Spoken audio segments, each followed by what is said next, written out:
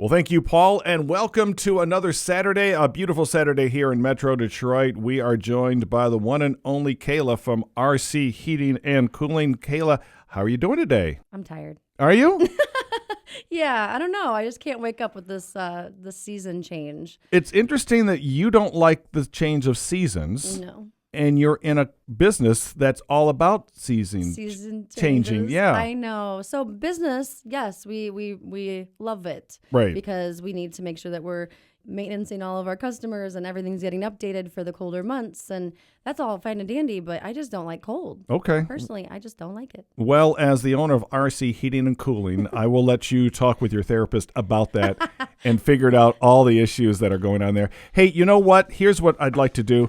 That you see this? They gave us a nice little outline. Yep. I'm not feeling it today. I've got a bunch of questions for you. So Okay. Can I just ask you questions and we can just have a conversation like we're sitting around having, nachos or something like that? Well, we are having coffee, so does that count? Yes, that'll work. Absolutely. Let's have a conversation. Okay, well, let me just do this first and foremost. Let me just give people the phone number because they're going to want to ask you questions that I can't think of. Your phone number is 586-991-5990, 586-991-5990. We know that you've got all sorts of great things going on with RC Heating and Cooling, but for people who may not know, let's start at the beginning. Tell us how you got to the place where you said, I'm going to purchase a heating and cooling company because I hate the change of seasons. Okay, it's a long story, but so I was raised after the age of 13 to be a very hard worker. I have lots of very direct skills that are work forward, I guess you could say. And so I did a lot of odd jobs. I was a teen mom, and so I made me have to work a little bit harder, but I'm glad that I had those skills that I was raised with.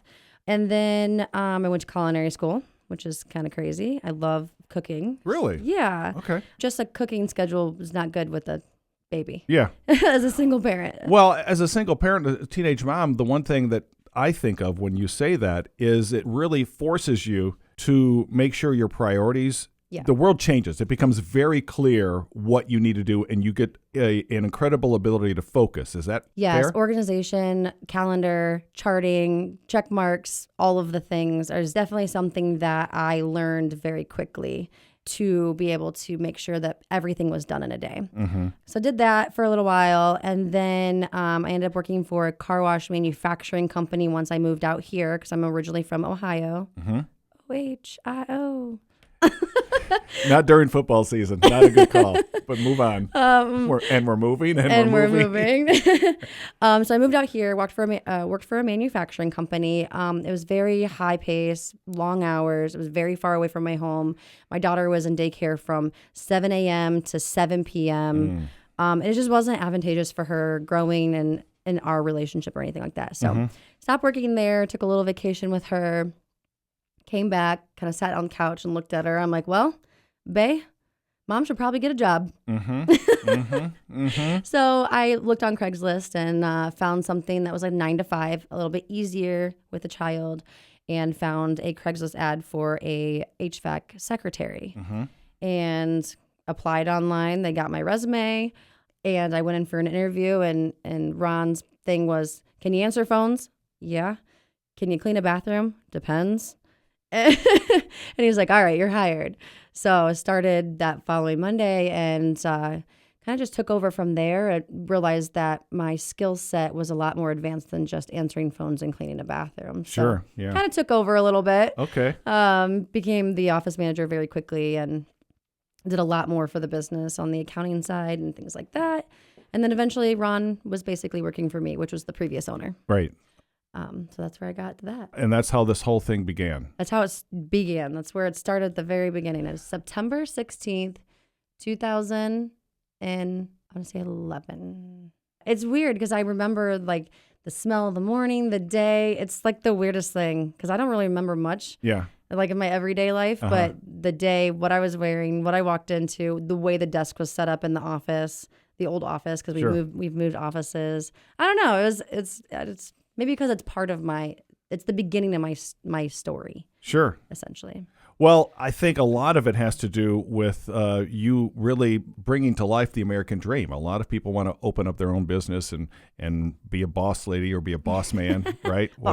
Boss lady, whatever it happens to be. But I know in our previous conversations, there was a moment that really was essential in crafting who you are and how you wanted to run the business when you had the opportunity. Yes. So when I started there, I actually had gotten my very first apartment and I had electric heat. And it was like those dials that are in every room.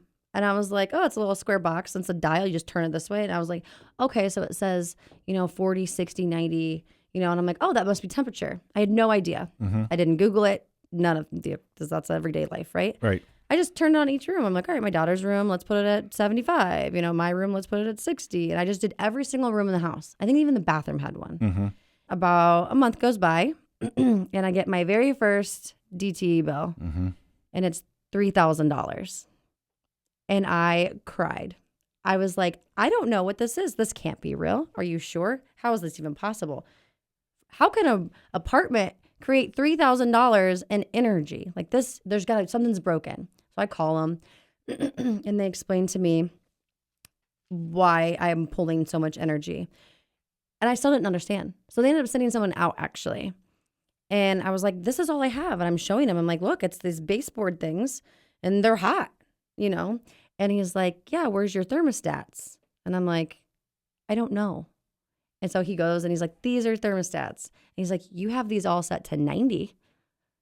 And I didn't know, right? Because I was reading it wrong or however the dials were faded. And yeah, so getting that bill was very eye-opening and knowing that I needed to know more to protect myself and my checkbook.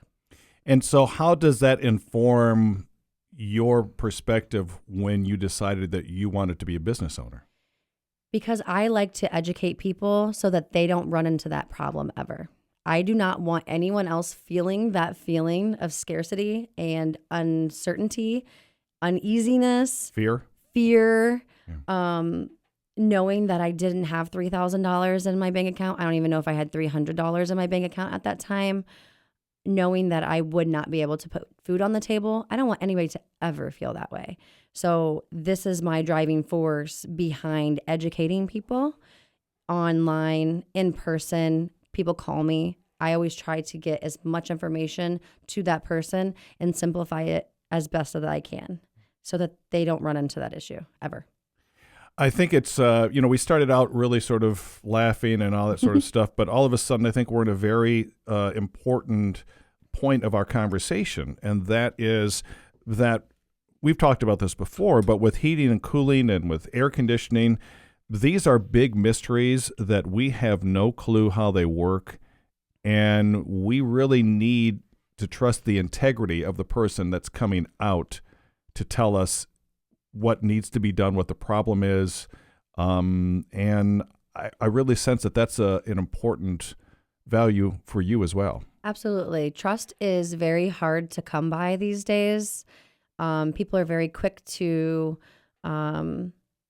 just agree with someone else or to not understand or quick judgment. That's what it is. Quick to judge, and this is why I'm out here on the radio. I'm going to chamber events. I'm going to different lunches and things like that, just to let people know that contractors really aren't that scary and you can trust us. You can trust me. I'm going to give it to you straight. I'm not going to blow smoke. I'm not going to make fog. I'm not going to do any of that stuff. If you ask me a direct question, I'm going to give you a direct answer. And I think people need that refreshness of someone not going around and giving them circle answers. I'm not doing that. So that's where my passion in educating people also falls into, is that they can trust what I'm saying is true. Yeah, and it's so critical because, as I mentioned, there are very few things that we know about when it comes to furnaces since we're going into that time of year, right? And we really do have to trust someone like you or one of your team members, Kayla, when you come out and you say, here's the situation. Because we've all heard those horror stories and we've seen on TV the scam artists, right? Yeah. And that must just drive you crazy. And I think that it's important for us to know that we can talk to someone like you and we can trust that you're going to take care of us. And that's why we want to give you the phone number so that you can call Kayla and ask questions. If you've got questions about what's going on with your furnace, pick up the phone, call 586-991-5990, 586-991-5990, or go to WMUZ.com/home and health, and you will be able to find a link for RC Heating and Cooling. And Kayla will take care of you. We're going to continue this conversation in just a minute here on the Home and Health Show.